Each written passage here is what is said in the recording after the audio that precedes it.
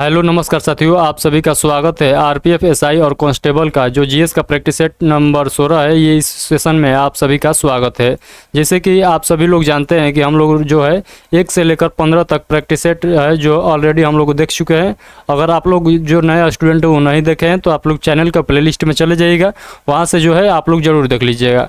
तो चलिए हम लोग बिना किसी देरी के जो प्रैक्टिस सेट नंबर 16 है इससे हम लोग स्टार्ट करते हैं। तो चलिए हम लोग स्टार्ट करते हैं। क्वेश्चन पढ़िएगा। क्वेश्चन आप लोग पहला क्वेश्चन पढ़िएगा। असम के भारतीय शास्त्रीय नृत्य स्वरूप सत्रिया को लोकप्रिय बनाने के लिए निम्नलिखित में से किसे केरल राज्य सरकार द्वारा गुरु गोपीनाथ देशीय नाट्य पुरस्कार 2019 हेतु चुना गया? तो आप लोग बताइएगा वो कौन व्यक्ति हो जाएंगे। इस क्वेश्चन का राइट आंसर आप लोग बताइएगा Indira PV bore. Indira PP bore यानी ऑप्शन नंबर जो डी हो जाएगा इस क्वेश्चन का राइट आंसर हो जाएगा। आप लोग याद रखिएगा। तो देखिए सत्रिया जो नृत्य है, सत्रिय नृत्य आप लोग याद रखिएगा, ये असम का शास्त्रीय नृत्य है। तो ये बात भी आप लोग को याद रखना है। और ये सबसे नया शास्त्रीय नृत्य है, तो ये पॉइंट भी याद रखिएगा। आपसे पूछता है सबसे नया शास्त्रीय नृत्य कौन है, तो आप लोग बताइएगा सत्रिया सबसे नया है। और इसे कब शास्त्रीय नृत्य का दर्जा दिया गया था, तो 2000 ईस्वी में। तो ये बात भी याद रखिएगा। और शास्त्रीय नृत्य में शामिल हुआ ये 8वां बन गया है। तो ये बात आप लोग को याद रखना है। और कह रहा है इस नृत्य के प्रणेता जो थे आप लोग को याद रखना है श्रीमंत शंकर देव। तो श्रीमंत शंकर देव ये इस नृत्य के प्रणेता हैं। तो ये बात आप लोग को याद रखना है। ये तीनों चारों पॉइंट आप लोग याद करते हुए चलिएगा। अगला क्वेश्चन नंबर 2 देखिए, कह रहा है मृणालिनी साराभाई का हाल ही में निधन हो गया, वे कौन थी? तो आप लोग बताइएगा इनका जो है मृणाली साराभाई है, इनका संबंध किससे है? तो आप सभी लोग जानते हैं ये शास्त्रीय नृत्यांगना थी, शास्त्रीय नृत्यांगना थी। तो इससे आप लोग इस क्वेश्चन का right answer option number C लगाइएगा। और जो मृणाली साराभाई है, मृणालिनी साराभाई जो है इनका निधन जो हो गया आप लोग याद रखिएगा 2016 में इनका निधन हो गया है। और ये कौन थी? तो अंतरिक्ष वैज्ञानिक आप लोग नाम सुने होंगे विक्रम साराभाई। विक्रम साराभाई के नाम आप लोग सभी लोग सुने होंगे। तो उनके ये वाइफ थी यानी पत्नी थी। तो आप लोग को याद रखना है ये कौन थी, तो विक्रम साराभाई की पत्नी थी। तो आप लोग को याद रखना है। और ये भारतनाट्यम से संबंधित है, तो ये आप लोग याद रखिएगा। तो चलिए हम लोग आगे के क्वेश्चन को देखते हैं। तो देखिएगा यहाँ पर पॉइंट लिखा गया है, कुछ पॉइंट यहाँ पर लिखा गया है इनके बारे में। तो आप लोग ये भी याद रख सकते हैं। तो आप लोग इसे याद जरूर रखिएगा। इनको देखिए अम्मा के तौर पर भी जाना जाता है इनको। तो ये आप लोग को याद रखना है। ये सब जितना पॉइंट है, मैं टाइम ज़्यादा ना लगे इसके वजह से यहाँ पर सारे पॉइंट को आप लोग को लिखवा दिया हूँ, पहले से ही पूरा बोर्ड पर लिख कर तैयार कर दिया हूँ। तो आप लोग को क्या करना है कि आप लोग को जो है जितना पॉइंट है आप लोग याद जरूर कर लीजिएगा। इसका PDF अगर आप लोग लेना चाहते हैं तो टेलीग्राम चैनल पर मैं डाल दूंगा, तो वहाँ से आप लोग डाउनलोड कर लीजिएगा। टेलीग्राम चैनल का लिंक जिनको पता नहीं है उनको मैं बता दूं, इस वीडियो को डिस्क्रिप्शन बॉक्स में मैं आप लोग को डलवा दूंगा, तो वहाँ से ज़रूर ज्वाइन कर लीजिएगा। तो ये सब सारे पॉइंट जो है आप लोग याद रखिएगा। ये जो क्वेश्चन आएगा उसका हम लोग व्याख्या किए हुए रहेंगे। तो व्याख्या पर हम ज़्यादा टाइम नहीं देंगे, इसलिए आप लोग को बतला दिया हूँ। व्याख्या जो है आप लोग को खुद देखना है, PDF डाउनलोड कर लीजिएगा। तो चलिए अगला क्वेश्चन नंबर 3 पढ़िएगा। पंडित बिरजू महाराज ने फिल्म जो है बाजीराव मस्तानी में अभिनेत्री दीपिका पादुकोण के नृत्य का PI निर्देशन किया वे भारतीय नृत्य के किस रूप के लिए प्रख्यात है? तो आप लोग को बतलाना है इस क्वेश्चन का राइट आंसर। तो ये हो जाएगा कथक के लिए प्रख्यात है। तो आप लोग को कौन किसके बारे में पूछ रहा है? तो पंडित बिरजू महाराज के बारे में पूछ रहा है। तो आप लोग ये बात याद रखिएगा। इस क्वेश्चन का जो राइट आंसर हो जाएगा ऑप्शन नंबर ए हो जाएगा। तो इससे आप लोग याद रहेगा। तो चलिए हम लोग अगला क्वेश्चन देखते हैं। देखिए ये सब आप लोग को याद रखना है। उड़ीसा से जो है, उड़ीसा आप लोग याद रखिएगा। ये सब जो है उड़िया उड़िया नृत्य आप लोग उड़ीसा से याद रखिएगा। तो ये सब आप लोग को याद रखना है। जो कि कचिपुड़ी जो है ये आंध्र प्रदेश का नृत्य है। और कथकली जो है ये सब आप लोग को याद रखना है। तो ये जितना भी नृत्य दिया गया है ये सब आप लोग याद रखिएगा। चलिए हम लोग अगला क्वेश्चन देखते हैं। क्वेश्चन नंबर 4 पढ़िएगा। राखल टीला किस राज्य में लोक नृत्य है? तो आप लोग को बतलाना है राखल लीला एक नृत्य है, ये किस राज्य का नृत्य है? तो आप लोग को बतलाना है। तो इस क्वेश्चन का राइट आंसर बताइएगा ऑसम का हो जाएगा, ऑसम का हो जाएगा, यानी इस क्वेश्चन का right answer option number C हो जाएगा। तो ये आप लोग याद रखिएगा। तो आप लोग यहाँ पर हरियाणा और मध्य प्रदेश का भी आप लोग को जो है लोक नृत्य याद रखना है तो आप लोग रख सकते हैं। तो आप लोग इसे भी याद रखिएगा। जबकि बिच्छू और बिछुआ जो है, बिच्छू और बिछुआ जो है, सॉरी बिहू और बिछुआ जो है ये असम का नृत्य है। तो ये आप लोग भी याद रखिएगा। तो ये सारे पॉइंट आप लोग को याद करते चलना है। तो देखिए यहाँ पर केरल का भी लोक नृत्य दे दिया गया है, गिद्दा भांगड़ा पंजाब का लोक नृत्य है, और जम्मू कश्मीर का आप लोग देख सकते हैं कुद नृत्य, रौप, हिकात और दरमाला,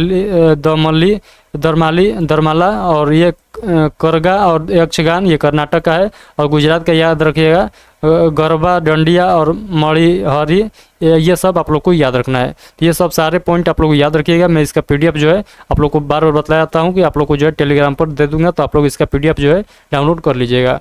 और आप लोग को बता दूं कि जो इतना क्वेश्चन आप लोग को दिखाई देगा ये सब क्वेश्चन जो है आप लोग का प्रीवियस ईयर एग्जाम में पूछा गया क्वेश्चन है, तो आप लोग देख सकते हैं। अगला क्वेश्चन नंबर 5 पढ़िएगा। तेलंगाना राज्य में लोकप्रियता से निम्नलिखित में से कौन सा नृत्य रूप किया जाता है? तो आप लोग को बतलाना है वो कौन सा नृत्य है। तो पेरिना तांडवम ये किया जाता है, पेरिना तांडवम किया जाता है, यानी ऑप्शन नंबर बी इस क्वेश्चन का राइट आंसर हो जाएगा। अगला क्वेश्चन देखिएगा, ये सब पॉइंट आप लोग याद रखिएगा, ये सब पॉइंट आप लोग को याद रखना है। अगला क्वेश्चन, सम्राट अशोक का पितामह कौन था? तो आप लोग को बतलाना है सम्राट अशोक के पितामह कौन थे। तो आप सभी लोग जानते हैं चंद्रगुप्त थे। तो ये बात आप लोग को याद रखना है, चंद्रगुप्त मौर्य। तो ये बात आप सभी लोग याद रखिएगा। चलिए हम लोग अगला क्वेश्चन देखते हैं। क्वेश्चन नंबर 7 पढ़िएगा। निम्न में से कौन सा स्थल जो है आधुनिक गुजरात में स्थित है जहां अशोक के शिलालेख अवस्थित है? तो इसमें से बताइए ऑप्शन में से, ऑप्शन के अकॉर्डिंग आप लोग बताइएगा। जो गिरनार है, गिरनार जो है ये वर्तमान में जो है गुजरात में स्थित है। तो ये आप लोग इस क्वेश्चन का राइट आंसर आप लोग ऑप्शन नंबर सी लगाइएगा। तो चलिए हम लोग अगला क्वेश्चन देख लेते हैं। तो आप लोग इससे आप लोग याद रखिएगा। देखिए ये सारे पॉइंट जो है मैं इससे रिलेटेड जितना पॉइंट है सब कवर करा दिया हूँ, तो आप लोग इसे याद जरूर कर लीजिएगा। अगला क्वेश्चन नंबर 8 पढ़िएगा। लगभग 261 ईसा पूर्व किस मौर्य सम्राट ने कलिंग को जीतने के लिए सैन्य अभियान का नेतृत्व किया था? तो कौन थे? तो आप सभी लोग जानते हैं ये हो जाएंगे अशोक हो जाएंगे। तो इस क्वेश्चन का राइट आंसर हो जाएगा सम्राट अशोक, यानी ऑप्शन नंबर सी इस क्वेश्चन का राइट आंसर हो जाएगा। अगले क्वेश्चन नंबर 9 पढ़िए कर है। अशोक के अधिकांश शिलालेख डैश भाषा में थे? तो आप लोग को बतलाना है किस भाषा में अधिकांश थे। तो आप सभी लोग जानते हैं प्राकृत भाषा में अधिकांश थे।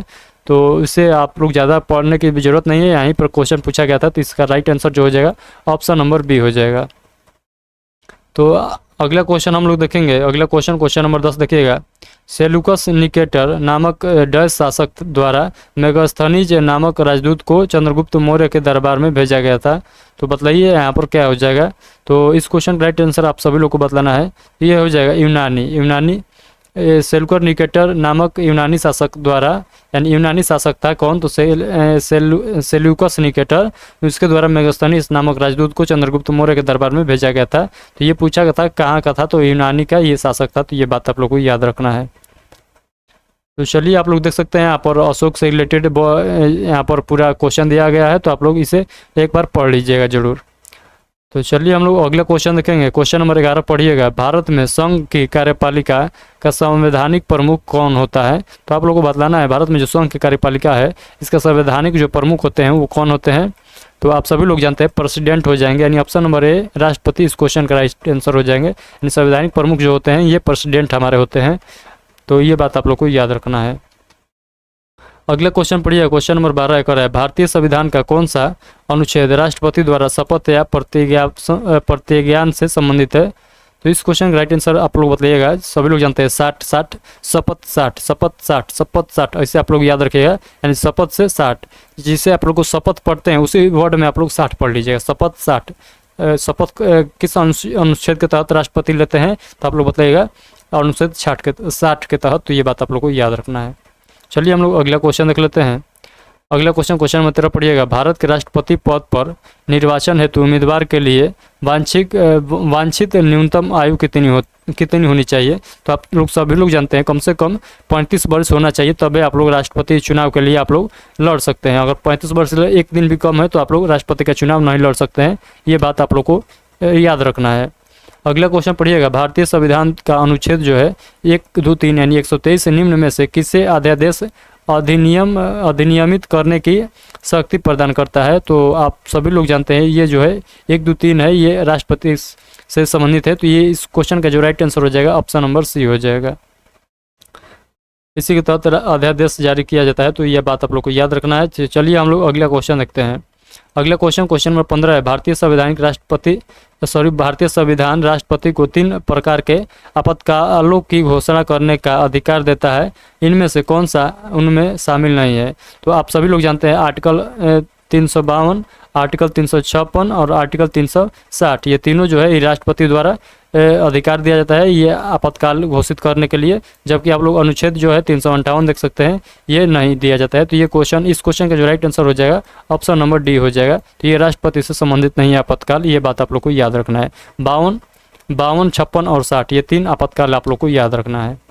अगला क्वेश्चन नंबर 16 सभी लोग पढ़ेंगे।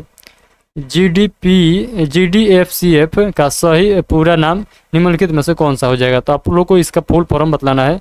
GDFCF का फुल फॉर्म आप लोग बताइएगा। तो इस क्वेश्चन का राइट आंसर आप लोगों को क्या करना है, आप लोग इसका फुल फॉर्म जो है कमेंट बॉक्स में बतलाइएगा। अगर आप लोग नहीं बतला पाइएगा तो मैं इसका आंसर बतला दूंगा, आप लोग ज़रूर पूछिएगा हमसे।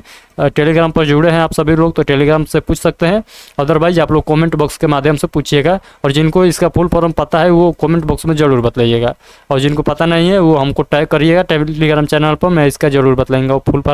तो चलिए आज के लिए इतना ही क्वेश्चन था। आज के जितना भी क्वेश्चन था आप लोगों को मैं आशा करता हूँ कि पूरा समझ में आ गया होगा, और इस क्वेश्चन से रिलेटेड कोई भी डाउट बचता है तो आप लोग ज़रूर हमसे पूछिएगा।